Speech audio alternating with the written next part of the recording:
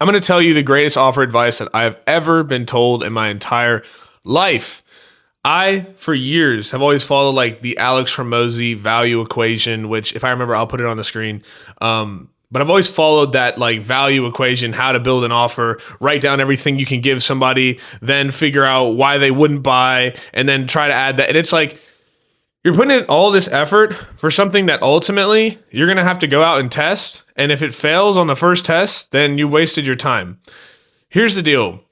And this is another fucking mistake that I made, and you might make this same mistake too. It's like we're always changing our offer or coming up with something new to sell.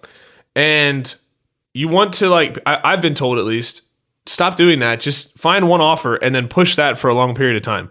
And then I realized something. If the offer doesn't work and you're still trying to push it, and obviously like you've told the offer to enough people, you are wasting your time.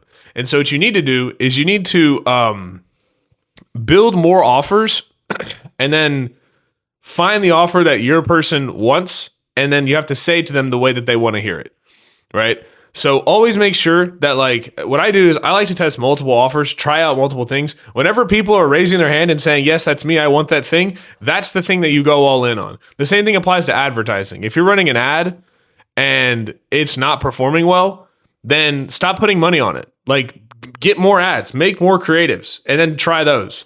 And so the same thing applies with the offer.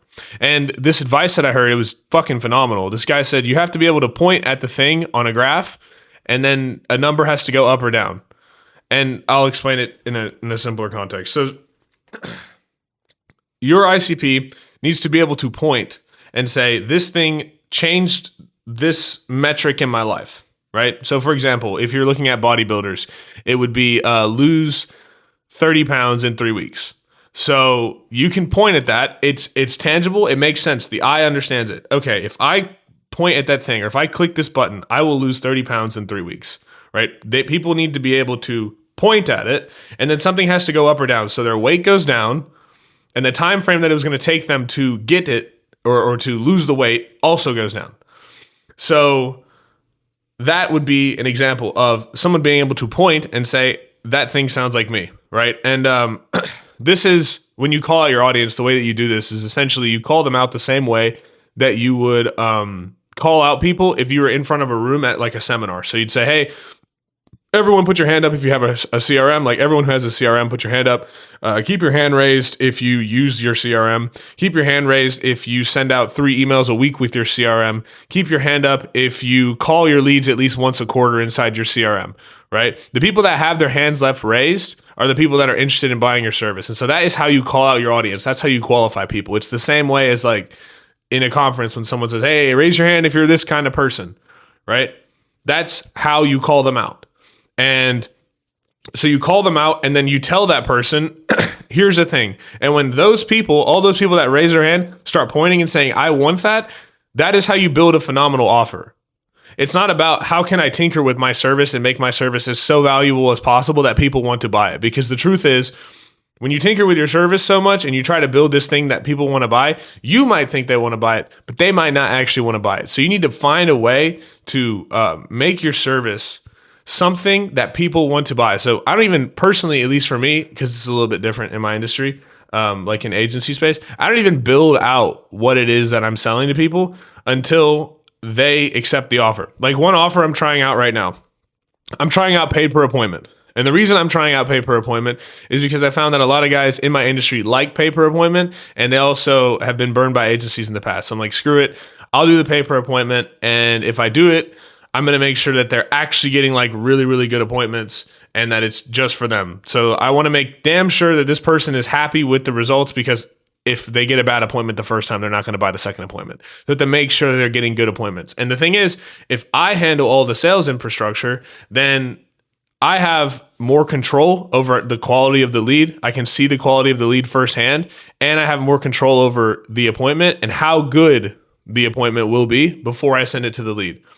Now, what I could go do right now is go hire a salesperson, build out the Go High Level CRM automations for this offer, build out the agreement for this offer, build 15 YouTube videos funneling people for this offer, build a landing page, and then once I'm done with that, I put the offer out there and then nobody actually wants it and I've just wasted my time. Versus I put the offer out there, I get some hand raises, I have some conversations, maybe 1 or 2 people sign up, and then all of a sudden, bam, like we're chilling, we're solid, everything's good.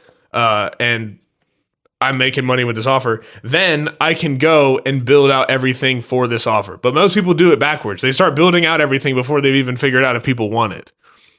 You have to test multiple offers. So this whole like, let's build an offer and then let's try this for 6 months and see how it goes.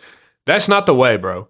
The way is try out a bunch of offers. Again, the offers need to be something that your person can point to. They have to be able to point to it and say, this will make their life go up or down, better or basically something will get better or the pain of something getting worse is alleviated, right? Those 2 things are what has to happen and they have to be able to point at it. What do they want to point at? You have to ask the question, what would your ICP point at and say, I want that? So for example, for me, my ICP does not want to point at 45 leads. They just don't. They want to point at more estimates in their calendar with qualified buyers. They want to be able to point at it, look at the calendar and go, oh shit, that looks awesome. That's what I want. Same thing applies with bodybuilding or weightlifting. They want to be able to point at it and say that it changed their life. Nobody wants a diet plan or a meal plan or those are the same thing, but a workout plan, right? If you say, I help you build your workout plan to get the best physique possible. Yeah, they want the physique, but you're telling them you help them plan out your workout plan. That's the offer. You say, I build your workout plan. Nobody points at a workout plan and goes, that's what I want is a workout plan. Most of the times, right? Obviously, some people do want a workout plan. That's a different audience, right? But you have to understand your audience as well, because there are some people in your audience that want to buy things for the sake of buying them. There are some people in your audience that want to buy them because it is going to alleviate pain. There are some people that want to buy because it's going to add value to their life. Like I might be more likely to buy a diet plan from somebody simply because I know the effects that that's going to have on my life without you telling me.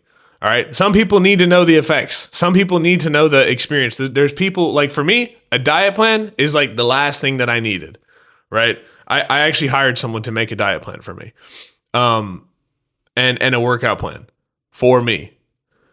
However, I've been lifting for 4 years. I'm just looking to get in the best shape as possible. And I'm trying to like clean up around the edges. There are some people who are 400 pounds who have never lifted a day in their life. They don't need that. They need to know that they can lose the weight. Do you see the difference? We're talking to 2 different clients. Also, here's the thing. If we're talking about bodybuilding specifically, I'm more likely to spend more money on bodybuilding because I take it more serious. So understand that. I take it more serious. I've been in it for a while. I'm more likely to spend that extra money to make sure that I'm getting the best results possible. Whereas a 400-pound fat person who's never spent money on weightlifting is not going to be willing to spend $300, $400 on a fucking meal plan. All right. So you have to understand your buyer. Your buyer has to be able to point at it and say, I want this, right? The 400-pound person might spend $400 a month, or let's just say $500 a month, right? The fat person will spend $500 a month on losing weight. I would spend $500 a month on a dieting plan, depending on the extent of it. I'd still have to get some research. I think $500 a month, actually thinking about it, is kind of a lot for a diet plan. Like, especially since I could kind of just go to ChatGPT and figure it out. Even though a specialist would be better than a fucking AI, I could still go to ChatGPT. A 400-pound person, though, who has no clue what they're doing, is definitely going to be willing to pay $500 for weight loss. I won't be willing to pay $500 for weight loss. I'd be willing to pay $500 for an exercise plan, a meal plan, and some other important shit that I would need to clean around the edges. You see the difference? So you have to understand your ICP, and then you have to find the thing that your ICP can point at to buy your service. So if you enjoyed that, if that was helpful for you, you can watch this video right now where I talk about how to actually get started in running ads for your business properly. So click this video right now, and I'll see you in the next one.